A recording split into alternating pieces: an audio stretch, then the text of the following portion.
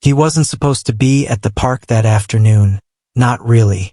Ethan Cole had promised himself he'd go straight home after his shift at the repair shop, heat up leftovers, help his son with homework, and fall asleep on the couch like every other night.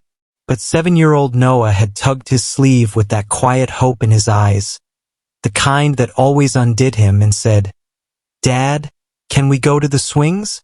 Just for a little."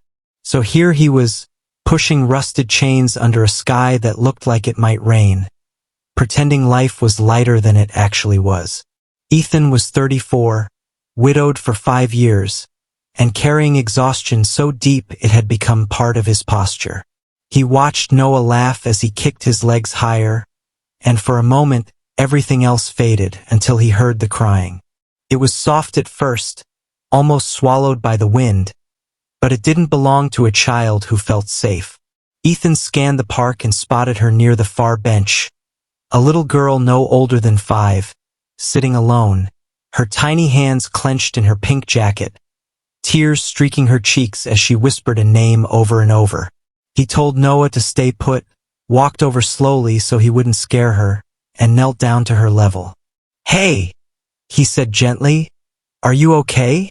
She shook her head, big brown eyes wide with fear, and said, "I can't find my mommy." His chest tightened instantly. He asked her name, Lily, and where she'd last seen her mother. She pointed toward the walking trail near the trees. Ethan looked around. No frantic parent. No shouting. No phone calls. Just passing joggers and a couple arguing quietly near a stroller. He took off his jacket and wrapped it around Lily's shoulders. "You're safe," he told her, the way he'd once told Noah after nightmares. "We'll find her." Minutes passed, then more. Ethan called park security, gave a description, stayed right there on the bench with Lily holding onto his finger like it was the only solid thing left in the world. She calmed down enough to talk, telling him about ducks and ice cream and how her mom promised they'd go home soon. Something about the way she spoke, too composed, too careful, made him uneasy. Then the air shifted. You could feel it before you saw it. A black luxury SUV rolled up near the park entrance, drawing eyes instantly. A second vehicle followed. Then a third. Doors opened. Men in suits stepped out, scanning the area like trained professionals. Conversations in the park died mid-sentence. And then she appeared, tall, elegant, composed in a way that screamed power without asking permission. Her heels clicked against the pavement as she walked quickly, eyes sharp, face pale with restraint. Lily saw her first. "Mommy," she whispered, and then screamed it, launching herself from the bench. The woman dropped to her knees instantly, catching Lily in her arms so tightly it looked like she might never let go again. "Oh my God," she breathed, voice cracking for the first time. "Don't ever do that again. Never." Ethan stood there awkwardly, suddenly aware of his grease-stained hands and worn boots, ready to step away quietly. But the woman looked up at him, really looked at him, and something unreadable passed through her eyes. "You," she said, standing slowly, "you stayed with her." He nodded. She was scared. One of the suited men leaned in and murmured something urgent, but she ignored him. "Do you know who I am?" she asked Ethan. He shook his head. She studied his face like she was searching for something buried there. "My name is Alexandra Vale," she said. The name landed like a dropped glass. People nearby gasped. Even Ethan recognized it. Vale Industries. Tech. Real estate. Finance, billions with a B. The woman smiled faintly, but there was no warmth in it. "And my daughter wandered off because my security made a mistake." Her gaze hardened briefly toward the men behind her. Then she looked back at Ethan. "You could have walked away. Most people do." He shrugged. "I'm a dad." That was it. That was the sentence that changed everything. Alexandra's breath caught almost imperceptibly. Her eyes flicked toward Noah still waiting on the swings, watching his father nervously. Something shifted. Something broke. "I owe you more than a thank you," she said quietly. Ethan opened his mouth to say it wasn't necessary, that he didn't need anything, but she stepped closer and lowered her voice. "You don't understand," she said. "Finding her today, it wasn't an accident." His stomach tightened. "What do you mean?" Alexandra hesitated. The world around them seemed to hold its breath. "Because," she said slowly, "you weren't just the man who found my daughter." She met his eyes, and what he saw there sent a chill straight through him. "You're connected to her, and to me, in ways you don't even remember yet." And if the story already has your heart racing, if you want to know what secret could possibly tie a struggling single dad to one of the most powerful women in the world, make sure you subscribe to the channel right now, because what's coming next will change everything you think you know about fate, family, and the past that never truly stays buried. Ethan didn't sleep that night. Not really, because some moments don't end when the scene fades. They echo, looping in your chest, asking questions.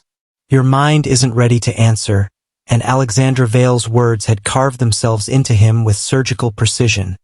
"You're connected to her," repeating every time he closed his eyes, every time he heard Noah breathe softly from the next room. The following morning came too fast, gray light spilling through cracked blinds, the smell of cheap coffee filling the apartment, and for a few seconds Ethan convinced himself the entire thing had been exhaustion mixed with imagination, until the black car appeared outside his building. It didn't honk. It didn't rush. It waited, engine humming quietly like a patient predator. A knock came at the door, controlled and deliberate, and when Ethan opened it, Alexandra stood there again. But this time without the park, without the crowd, without the emotional chaos to soften her presence. Up close, she was sharper, composed in a tailored coat that probably cost more than his rent for the year. Yet there was something fragile beneath it, something she was working very hard to keep hidden. "May I come in?" she asked, already knowing the answer. The apartment was small, modest, lived in. Noah's backpack by the couch, mismatched furniture, framed photos of a woman with kind eyes who looked too young to be gone. Alexandra noticed everything. "I don't have much time," she said, sitting carefully. "So I'll be honest." Ethan folded his arms, heart pounding. "You said I was connected to your daughter." Alexandra inhaled slowly. "Years ago," she began. "Before the money, before the headlines, before I became someone people feared instead of trusted, I was someone else." Her voice softened. "I was a woman running."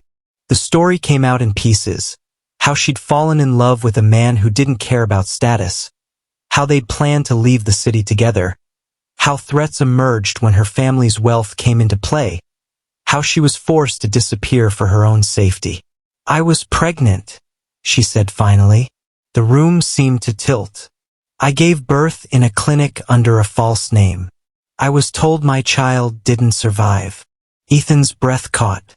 "That's not possible," he said. Alexandra met his eyes. "The doctor lied. I learned the truth only months ago. My child was taken, adopted out quietly, records buried. And yesterday, when you said I'm a dad, when I saw your son, and then Lily," her voice broke for the first time. "Ethan, I think your late wife was my sister." Silence slammed down between them. His chest burned. "That's insane," he whispered. Even as memories he'd never questioned began rearranging themselves. His wife's reluctance to talk about her childhood, the missing family photos, the sudden fear she'd carried whenever powerful names were mentioned. Alexandra reached into her bag and placed a file on the table. Inside were documents, dates, hospital names, DNA results already processed without his permission. "Noah is my nephew," she said. "And Lily is his cousin." Ethan stood up abruptly, hands shaking. You don't get to walk into my life and rewrite it, he snapped. My wife is dead. My son is all I have. Alexandra rose too, eyes fierce. And that's why I'm here, she said. Because someone else knows the truth now. And they will come for him. The words hit harder than any confession. What do you want from me? He demanded.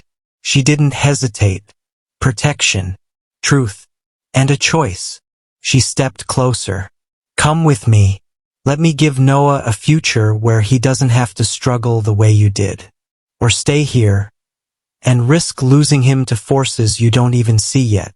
Tears burned behind Ethan's eyes as Noah appeared in the doorway, rubbing sleep from his face, looking between them with innocent confusion.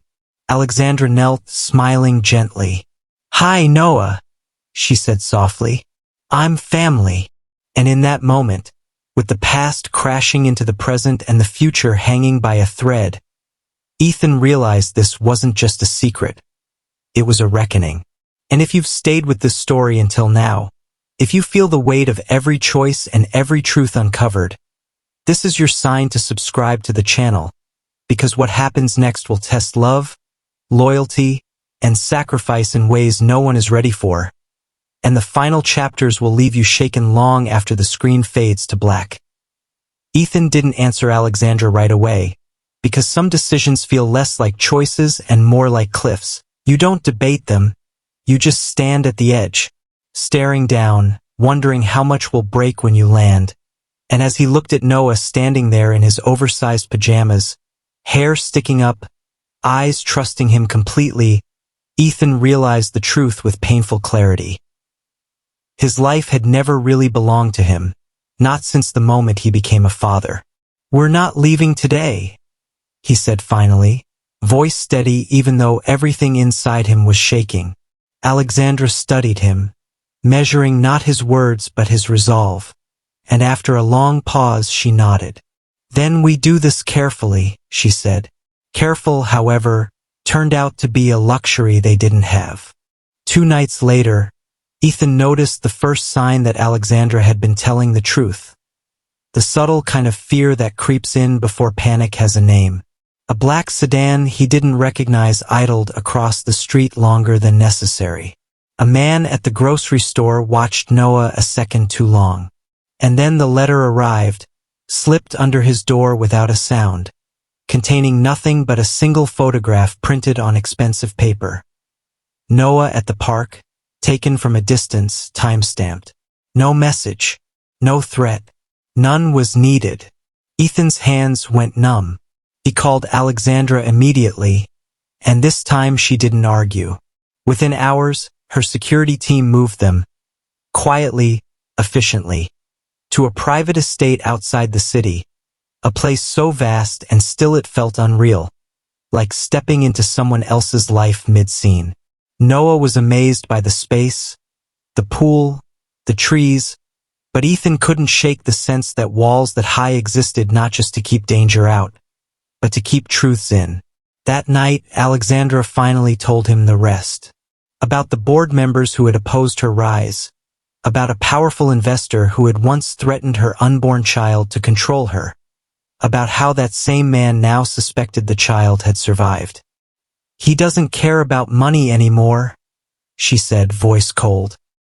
He cares about leverage. And Noah, Ethan realized with horror, was leverage made flesh. The next morning brought another shock. Lily arrived at the estate unexpectedly, running straight to Noah like she'd known him her whole life, laughing, fearless, as if blood remembered what minds had forgotten. Watching them together hurt and healed Ethan at the same time. Alexandra stood beside him on the terrace. They deserve to know the truth, she said. Ethan swallowed. They deserve a normal life. She looked at him then, really looked at him, and for the first time the billionaire mask cracked completely. I don't know how to give them that, she admitted, and neither did he. That night, Ethan overheard a conversation he wasn't meant to hear. Security reporting a breach attempt stopped at the outer perimeter. No intruders caught. Just a message left behind, carved into the stone gate. Blood finds blood. Alexandra ordered a lockdown, phones confiscated, exits sealed. And in the silence that followed, Ethan understood something terrifyingly clear. Running wasn't an option anymore. He wasn't just a single dad trying to survive. He was standing between his son and a world powerful enough to crush them both. And as he sat beside Noah's bed, listening to his son sleep, Ethan made a decision that would change everything. If they were coming for his child, then he would stop being invisible. He would fight with truth, with sacrifice, with whatever it took. Even if it meant standing against forces that had already destroyed lives before his. And if this chapter has pulled you deeper into the story, if you feel the danger tightening and the stakes rising, now is the moment to subscribe to the channel, because the next chapter will reveal betrayals no one sees coming, and a choice that could save a child or cost a father everything.